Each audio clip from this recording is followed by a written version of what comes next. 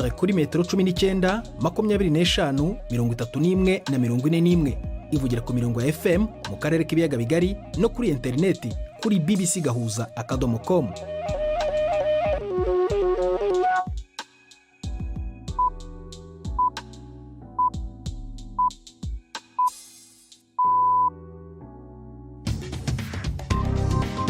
Ubu ni saa 10:30 ku isaha mpuzamahanga ya GMT, ni saa 12:30 ku masaha yo mu Rwanda no mu Burundi. Muri studio muri kumwe na Prudence Ngiyumva. Uriwe hoteza amatwi BBC Gahuza Miryango aho uri hose ku isi, ikaze kuri radio, kuri Facebook live mu buryo bw'amashusho kuri bbcgahuza.com ndetse no kuri Facebook live cyangwa se ku mirongo migufi ya shortwave. Dore ingingo z'ingenzi z'amakuru turambura mu kanya kuri uyu mugoroba ku wa gatanu tariki ya 14 z'ukwezi kwa mbere. Umuryango wa Paul Rusesabagina n'abanyamategeko bawunganira mu rubanza rwe mu Rwanda bavuze ko Rusesabagina atazaba ari mu rubanza rw'ubujurire na bagenzi be ruteganyijwe ku wa mbere w'icyumweru gitaha. Kubera iki? Iyo kiyandura igaragara aho yinjiye na agasebe cyangwa isero munagira. Ntabwo iryo arijwi twashakaga kubabwira, umva ahubwo impamvu ngo umuryango wa Rusesabagina utazajya mu rukiko. Iyo kiyandura igaragara aho yinjiye na agasebe cyangwa isero munagira igitsina cyangwa mu kanwa cyangwa ukaba kagira mu kibuno aho yinjiye. Iryo jwi muratwihanganira, ndabona ritarimo riza ku buhanga bw'ibyuma, nidukundira ariko murabyumva kuri iyo nkuru nyine. Leta y'u Rwanda rero hagati aho ngaho ikaba yafashe icyemezo cyo kuba ihagaritse by'agateganyo ikoreshwa rya mubazi akuma kabara amafaranga y'ingendo kuri moto. Ni nyuma y'imyigaragambyo y'abamotari abatwara ibinyabiziga bya moto yarayikozwe ejo hashize. Muri baza muganga y'uyu munsi turavuga ku ndwara ya mburugu, murabyumva mu kanya. Turajya kandi no muri Kameruni kwirushanwa ry'igikombe cy'ibihugu cya Afurika kandi ibi biganiro bewe na Marike niyo nkuru.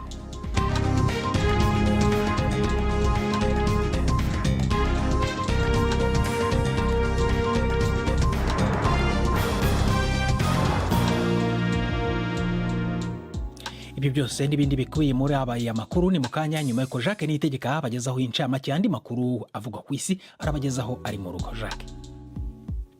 Ibiro bya Minisitiri w'Intebe w'Ubwongereza Boris Johnson byasabye imbabazi umwamikazi Elizabeth wa kabiri kubera ibirori byakoresheje inshuro ebyiri mu buryo bunyuranije n'amategeko yo gukumira icyorezo cya COVID-19.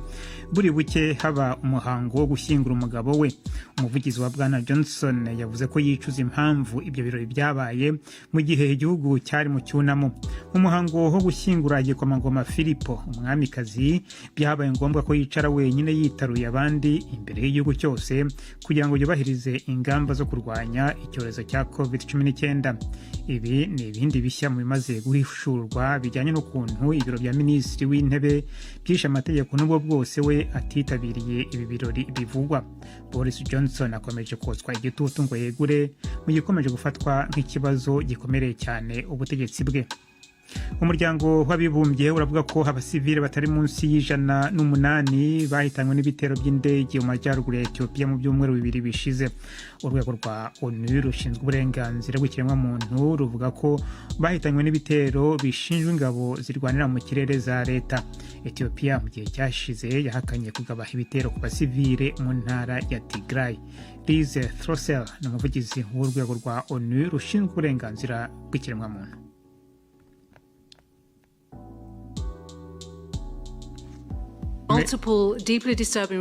Dutewe impungenge n'amakuru menshi ababaje akomeje kutugeraho y'abasivile bicwa ndetse n'ibintu by'abasivile byangizwa bitewe n'ibitero byo mu kirere mu karere ka Tigray.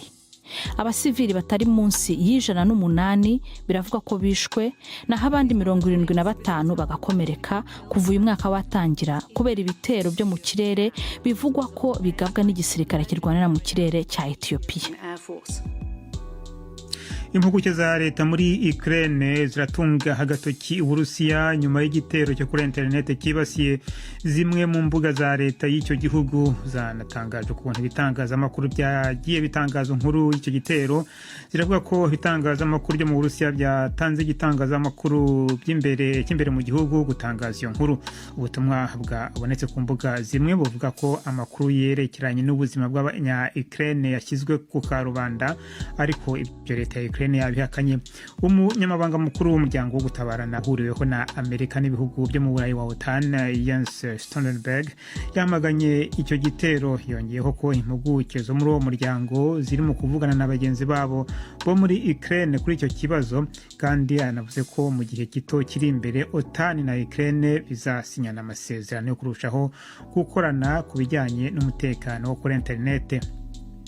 Abunganira mu mategeko Novak Djokovic barimo kugerageza kuburizamo icyemezo cyo kumwirukana muri Australia nyuma y'aho leta y'icyo gihugu igiriye imfabusa uruhushya yari yaramuhaye rwo kwinjira muri icyo gihugu kubera impaka zijyanye n'uko yaba atarakurikije amategeko agenga kurwanya icyorezo cya COVID-19. Uyu mukinnyi wa mbere mu rwego rw'abagabo mu mukino wa tennis ku isi utarigeze akingirwa iyi ndwara yiteze kwisobanura inshuro nyinshi ku mugaragaro kuwa gatandatu no ku cyumweru, mu gihe abamwunganira mu mategeko bazaba barimo bagerageza kuburizamo icyemezo cyo kumwirukana. Minisitiri w'intebe wa Australia Scott Morrison yavuze ko icyemezo cya leta yafashe kigamije kurinda kigoro kagizwe n'abanya-Australia muri kino cyorezo. Uyu mukinnyi w'umunya-Serbia yari yiteguye guhatanira kugumana igikombe cye mu irushanwa rya Australian Open rizatangira mu cyumweru gitaha. Mu Buhinde umusenyeri yagizwe umwere ku byaha yashinjwaga byo gusambanya ku ngufu inshuro nyinshi umubikira muri leta ya Kerala iri mu majyepfo y'igihugu hagati ya 2014 na 2016. Uru rubanza rwatumye mu gihugu haba imyigaragambyo kandi rutuma igice kimwe cy'abakirisitu kimaze igihe kirekire kurusha ibindi mu Buhindi kigwa mu kantu. Ni inkuru ya Yogitari Mai umugezwaho na Yvette Kabatesi. Musenyeri Franco Murakar yari yashinjwe gufata ku ngufu umubikira inshuro zigera kuri 13.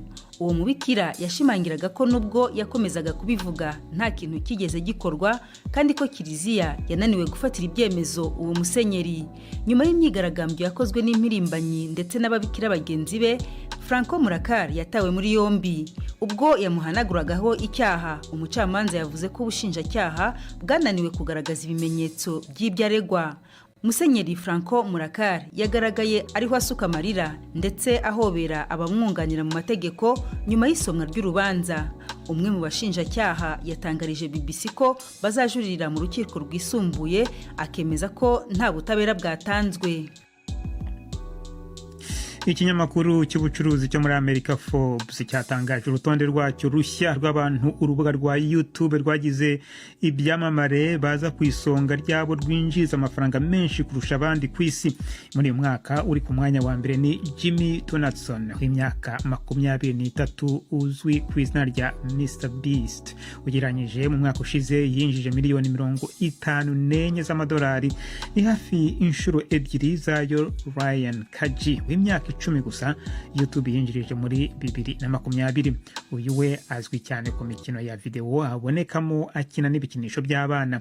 Muri rusange ibyamamare 10 bya mbere kuri urwo rutonde ugeranije bose hamwe binjije umwaka ushize hafi miliyoni 300 z'amadolari y'abanyamerika. Prudent. Urakoze Jacques Niyitegeka kuri aya makuru ya BBC. None Jacques, wowe urubuga rwa YouTube ntabwo ushobora kurufungura ngo ubone ako kayabo? Bisa ubuhanga nyine ntafite. Uzabyiga. Urakoze Jacques Niyitegeka kuri aya makuru.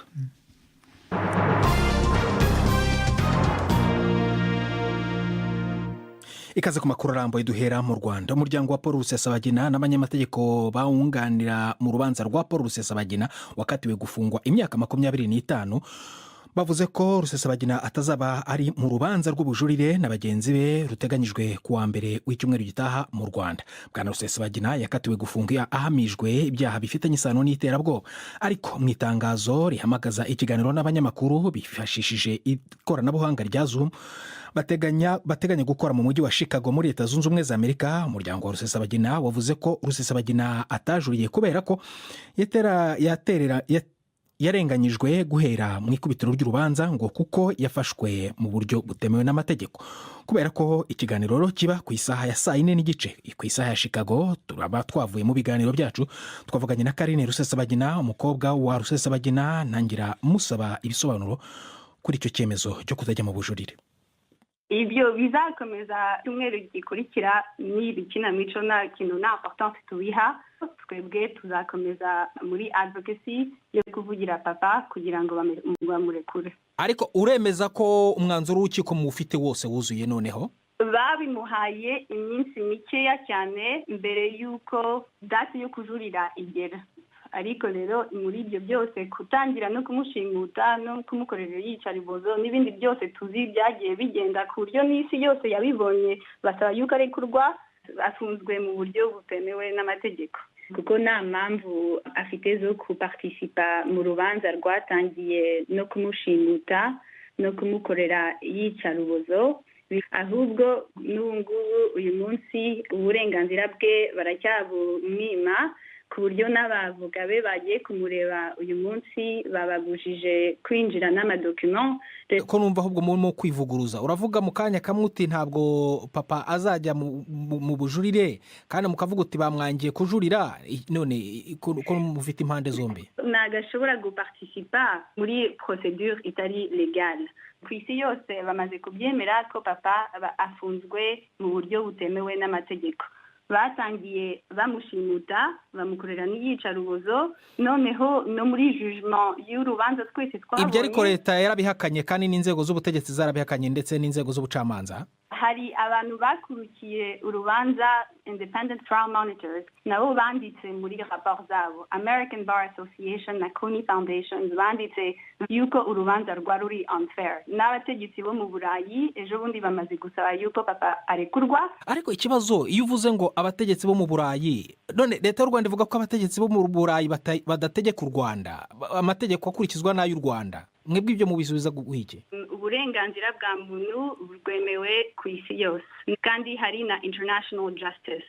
Ibyo u Rwanda rwasinye kuba partenaire kumwe n'ibihugu byose ku isi, rukwemera justice, tukwemera law and order, no kwemera amategeko yanditse yo kurespekta uburenganzira bwa muntu. Ko bwa mbere ko mwari mwavuze ko mutazajurira kubera ko mutabonye kopi y'umwanzuro wuzuye w'urukiko, mwavuga ko mwabonye amapaje 2 niba ntibeshya, ariko nyuma mwaje kubona umwanzuro wose. No kuki mutajuriye icyo gihe? Goma kongera kubibutsa ko papa baramushimutse, uburenganzira bwe n'uyu munsi baracyabumwima, kandi ikipe y'abavuga b'international baracyabangira, n'abavuga be mu Rwanda barabangira no kumuzanira document n'imwe. Ku buryo ibyo byose ntabwo bituma umuntu yangaja a participa ku buryo ni clair, bino byose ni ikinamico. Nyuma yo kumva bivugwa na Karine Rusesabagina, twashatse kumenya uruhande rwa leta y'u Rwanda. Navuganye na Alain Mukurarinda, n'umuvugizi wa leta, mubaza icyo babivugaho. Kuvuga ngo rutinze, ntekereza yuko bakagombye kuvuga iyo iminsi barubahereye ku buryo batabashije gutegura ibyo bategura. Icyo nzi cyo ngewe navuganye ndetse n'abayobozi ba gereza, si n'uyu munsi Rusesabagina ari kumwe n'avoka we Maître Rudakemwa Felix, baraganira barisanzura, byavuye yuko yumva ari uko ibyo bagomba kuvugana babivuganye. Kuvuga rero ngo babonye ibintu batinze, ntekereza ko bajya basobanura bakavuga bati twagomba kubibona mu gihe runaka, none dore babiduhaye mu gihe runaka, byaratinze. Bizera ko igihe ubushinjacyaha bwajuririye nyuma yaho bwatanze imyanzuro, ari ukohereza muri gereza, ari ukwishyira muri systeme, ari ukwishyikiriza abavoka, ibyo byose baba barabibonye. Ariko buri gihe abantu bakavuga ngo babaye ibintu batinze, ari n'ubushinjacyaha bwajuriye nibwo bufite inyungu y'uko ubwo bujurire bugenda neza ntagira ikibuhagarika. Simbona impamvu rero aribwo bwatinza gutanga iyo myanzuro. Ku bijyanye n'abanyamategeko bavuga, abanyamategeko mpuzamahanga bahisemo kugira ngo bamwunganire ngo na n'ubu batarabona uburenganzira bwo gukorera mu Rwanda, cyo mukivugaho iki? Ni ukuvuga ngo ese buzuza icyo amategeko arebana n'ingaga, yaba urugaga rwo mu Rwanda cyangwa igihugu bakomokamo, ko ibyo bintu bikorwa hagati y'ingaga, za procedure ziba zujujwe, baba bazujuje kugira ngo babashe kuba bamwunganira. Icyo nicyo kigomba kubanza gusuzumwa mbere.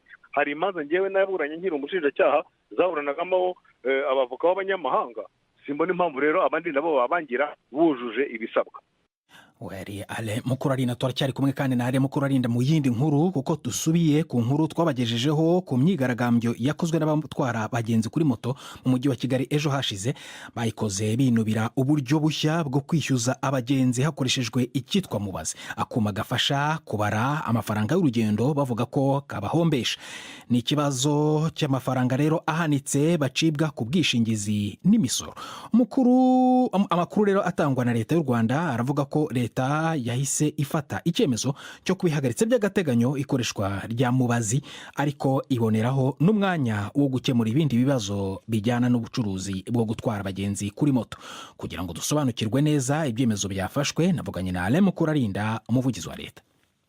Hari mu rwego rwa RURA rubashinzwe, traffic police ndetse n'amakoperative yabo, baza gusanga harimo n'ikindi kibazo kiremereye cyane cyo kirebana n'amategeko n'umutekano, kuko bagaragaje ko mu mujyi wa Kigali hari abamotari 26, ariko muri bo hakaba hari abarenze 7,000 batagira icyangombwa na kimwe, permis, autorisation yo gutwara ndetse na assurance. Noneho bituma banzura yuko mbere yuko bagaruka kuri icyo kibazo cya mubazi baba basubitse ibyo kwigenzura, ahubwo bagomba kwitabwaho icyo kibazo cy'abantu 7,000 badafite ibyangombwa. Iyo icyemezo nk'iki ngiki gifashwe kigahita gihindurwa mu masaha atageze no kuri 28, hari abavuga ko ni icyemezo gifatwa gihubukiwe. Ibyo mu bisubizo biki? Icyemezo cyafashwe gihubukiwe nk'uko nakubwiye, izo mubazi navuga nibura umwaka bazigendana kuri za moto zabo, kuba bari bagenda bavuga bati turahendwa, cyangwa se nko kuri icyo cyo guhendwa cy'imisoro. Twebwe ubwacu twavuganye na RURA, iradusobanura ko bigitangira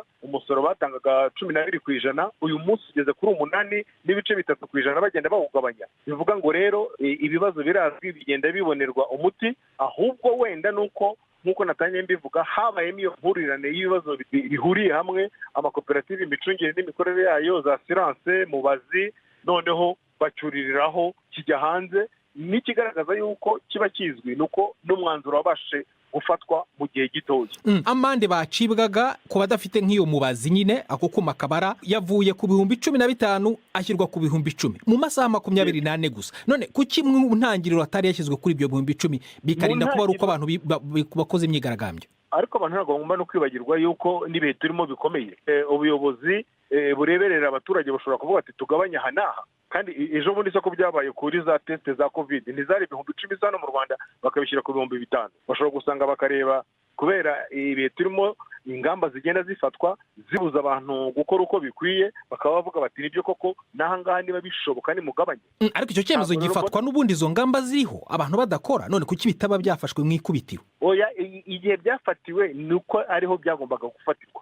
Nk'uko mbikubwiye, ikibazo cyanabyutse kubera yuko leta yari yahagurutse ivuga ati ariko kuki abantu babahaye imashini bakaba batazikoresha, abazifite bamwe bakaba barazizimije. Ibyo byose bihuriye hamwe, nta n'ikibuza leta kuvuga ati ariko reka dusuzume n'ibihe turimo, aya mande yo biti bakaba banayagabanya, kuko n'abantu bagaragaje nyine ko ari menshi. Nta gitangaza rero mbona yuko kuba uyu munsi amande yaba ari menshi, ejo bakayabagabanya, byabanje no gusuzumwaho no kuganirwaho n'izo mpande zose zari zihari. None ubwo ngubwo ko cyahagaritswe by'agateganyo kizasubukurwa ryari? Kizasubukurwa icyo kibazo navuze giteye inkeke cy'umutekano kimaze gukemurwa, kandi icyo ngicyo cyatangiye kugenzurwa uyu munsi. Muri uko kugenzura abadafite ibyangombwa kugira ngo babigire, abatabifite bave ku muhanda, hazanakorwa ubukangurambaga kuri iyo mubazi, kuko uko byagenda kose izagumaho. Ale Mukurarinda. Tuve i Kigali tujye muri Kameruni, aho uyu munsi hateganyijwe imikino 4 mu gikombe cy'Afurika CAN. Imikino iri gukinwa kuri ubu rero ni 2. Malawi iri guhura na Zimbabwe, naho Morocco iri gukina n'ibirwa bya Comore. Ijoro Ghana iraza gucakirana na Gabon. Ni mu gihe umukino wabanjirije iyindi Senegal yanganyije na Guinea ubusa ku busa. Ku murongo wa telefone ndi kumwe na Yves Bucyana, umunyamakuru wa BBC urimo gukurikirana imikino mu mujyi wa Yaounde. Yves, duhereye ku mikino yenda iri gukinwa muri aka kanya, byifashe gute? Hari umukino uri guhuza ikipe ya Malawi n'ikipe ya Zimbabwe uri kubera mu mujyi wa Bafoussam mu burengerazuba bwa Kameruni. Kugeza ubu bagiye mu kiruhuko, Zimbabwe ifite igitego kimwe ku busa cyatsinzwe na Ismael Wabi ku munota 38 w'umukino. Hari kandi n'umukino uri kubera kuri stade Ahmadou Ahidjo hano mu mujyi wa Yaounde. Nyuma hakaza kubera n'umukino hagati ya Ghana na Gabon. Reka ariko ngaruke kuri uyu mukino wa Maroc na Comore. ni umukino nawo ugeze mu gihe cy'ikiruhuko. Ikipe ya Maroc ifite igitego kimwe ku busa cyatsinzwe na Selim Amala ku munota wa 16.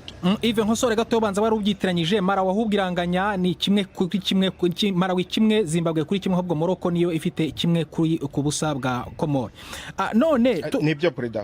Tugarutse ku mukino hagati ya Senegal rero na Guinea. Senegal ubushize yatsinze Zimbabwe biyigoye cyane. Kuri Senegal biri kuyigora kandi izwiho kuba ifite abakinnyi bakomeye. Birimo guterwa n'iki? Abatoza baratsobanura impamvu bimeze gute?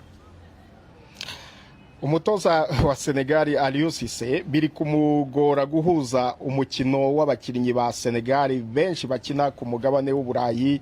Nawe ubwe yavuze ko igihe cyo kubahuza cyabaye gito cyane mbere yuko baza hano muri Cameroon. Senegal iri gutangaza abantu cyane kuko inzira y'izamu yarayibuze neza.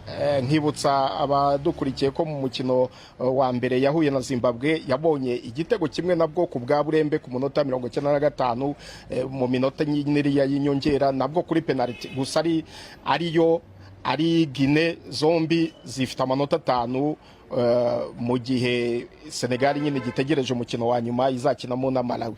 Muri imikino kandi hari n'ibibazo by'imisifurire ejo twabigarutseho, ariko kandi andi makuru yavugwaga nyine nuko umusifuzi wo muri Zambia Janis Kazwe wasifuye umukino wa Tunisia na Mali awurangiza igihe kitageze, inshuro zigeze kuri 2. Tunisia itanga ikirego mu ishyirahamwe ry'umupira w'amaguru muri Afurika CAF. Iryo shyirahamwe rero rikaba rifite icyo ryatangaje, ryavuze ngo iki?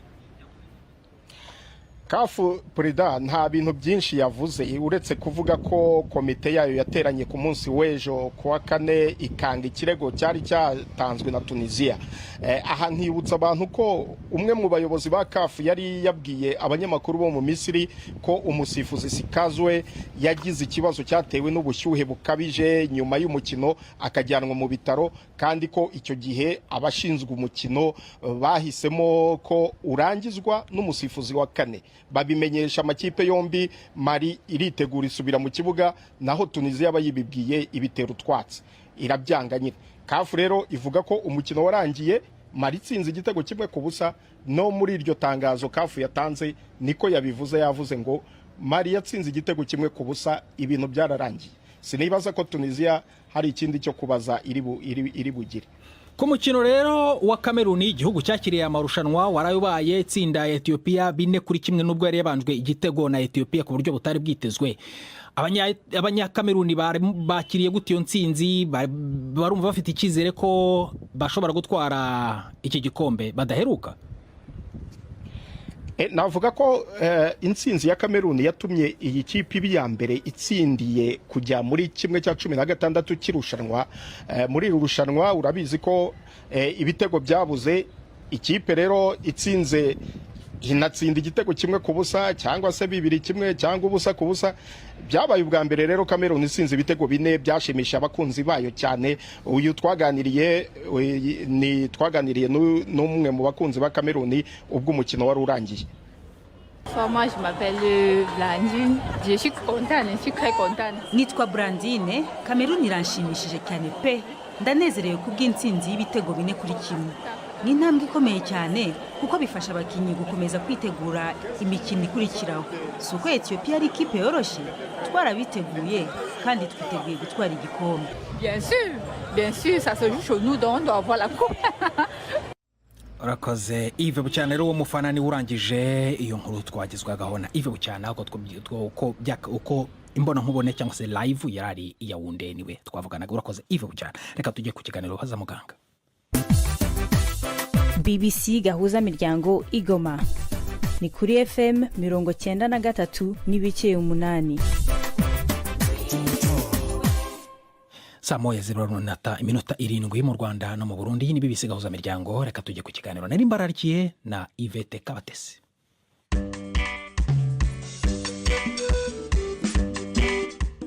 Mwiriweho neza. Uyu munsi turaganira ku ndwara ya sifilisi cyangwa mburugu nk'uko bayita mu Kinyarwanda. Yabajijwe n'umuntu ariko adusaba kutavuga amazina ye. None turasubizwa na muganga Asensio Igiraneza. Mburugu ni indwara iri izo twita indwara zandurira mu mibonano mpuzabitsina, navuga ko iterwa n'agakoko cyangwa bagiteri bita treponema pallidum. Ni ukuvuga ngo iyo umuntu ahuye n'umuntu uyirwaye atikingiye, mpuzabitsina idakingiye, cyangwa umuntu ugira abo bahura benshi, yaba afite ibyago byo kuba yayandura. Imibonano mpuzabitsina yaba ari ishobora gufata mu kanwa, ishobora gufata mu gitsina, ishobora gufata mu kibuno, bitewe n'aho imibonano mpuzabitsina yakorewe. hanyuma uwatwandikiye aravuga ngo iyo ako gakoko mbese kagiyemwo bigenda gute mu mubiri w'umuntu? Ni indwara navuga ko iri mu bice bitatu. Hariyo bita primary cyangwa ibanza. Virus iyo kiyandura igaragara aho yinjiriye, na akasebe cyangwa iseri umuntu agira ku gitsina cyangwa mu kanwa, cyangwa ukaba akagira mu kibuno aho yinjiriye. Nicyo kimenyetso cya mbere umuntu agira nk'ibyumweru 3 cyangwa 4 umuntu yarahuye n'uwo muntu urwaye wamwanduje. Iyo niyo nakwita ngo ni primary. Noneho agakurikira bita secondary, ni ukuvuga ngo nyuma nk'amezi 3 ako gasebe karakize, iyo umuntu atabyivuje uburwayi navuga ko buza bufite indi forme cyangwa ukundi kuntu biba bimeze. Nyuma nk'amezi 3 gasebe karakize, umuntu ashobora kugira ibindi bimenyetso ku ruhu, cyane cyane iyo bita secondary syphilis cyangwa syphilis y'ubwoko bwa kabiri, cyangwa mu gice cya kabiri igaragara cyane ku ruhu, cyane cyane mu ntoki cyangwa mu kirenge, akazamo wabyita ko ari nk'indwara y'uruhu, ukabonaho utumenyetso tw'indwara z'uruhu nyine dutandukanye tugaragara ko tudasanzwe ku mubiri. Noneho mu gice nakwita ngo ni latent, ni ukuvuga ngo nka nyuma y'umwaka umuntu agaragara nta bimenyetso afite, ariko ushobora kuba wapimwa asanga uburwayi burimo nubwo nta bimenyetso waba ufite. Ibyo bishobora kumara imyaka 2 cyangwa bikamara imyaka 4 nta bimenyetso, nubwo hari n'igihe na bya bimenyetso twavuga byo ku ruhu bishobora kugenda bijya bigaruka, bikaza bikagenda iyo umuntu atabyivuje. Nabangu iki cya gatatu aricyo cya nyuma, cyo kizashize n'imyaka myinshi. Hari bishobora kuza nyuma y'imyaka 10, hari byaza nyuma y'imyaka 20, hari n'ababigira nyuma y'imyaka 30. Navuga ko ari syphilis ifata ibindi bice by'umubiri. Muri ibyo navuga ngo hari byoroheje, bya bindi byarakize ukongera none ukagira ko bita ngo gammatas lesion, nako nakabyimba nyine kaza ku ruhu, ako kaba koroheje, ariko nyuma y'imyaka myinshi.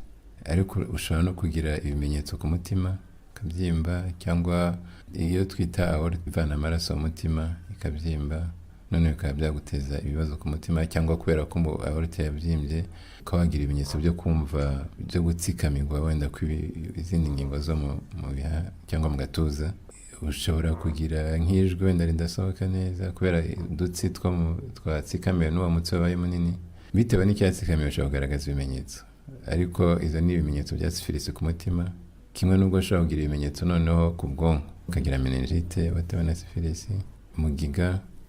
Ariko hari no kuba umuntu yagaragaza ibimenyetso by'uburwayi bwo kwibagirwa cyane, cyangwa akaba yavuga ibintu bidahuye cyangwa kwitwara mu buryo budahuye, bita neurosyphilis. Neurosyphilis ni ukuvuga ngo ni syphilis yo mu bwonko, udutsi twifunze, umuntu agasa nk'aho yapararize kubera syphilis uruhande rumwe, cyangwa igafata udutsi tujyana amaraso mu ruti rw'urugongo, ukaba wagira pararizi y'amaguru, cyangwa ntubashe kwihagarika, cyangwa wenda ukihagarika utabizi, kubera ko iyo bita tabes dorsalis ukagira ibintu by'ibinyamaguru.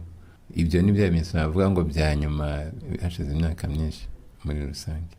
Kugira ngo umuntu agire iyo myaka yose, ubusanzwe iyo umuntu agiye no kwa muganga agiye kwivuza ibindi, iyo ndwara ntiyagaragara mu maraso ku buryo abantu bayivurwa vuba bitaragera iyo ngiyo?